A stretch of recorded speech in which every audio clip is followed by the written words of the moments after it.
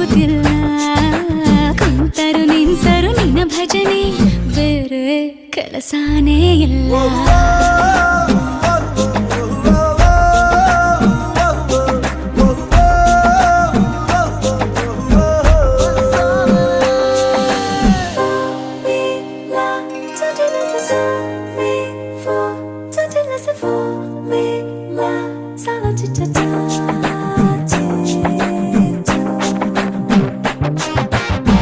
ದಿನರಾತ್ರಿಯು ನಿಲ್ಲದೆ ನಿನ್ನ ಜಾತ್ರೆಯು ಸಾಗಿದೆ ಇದಕ್ಕೊಂದು ಪರಿಹಾರ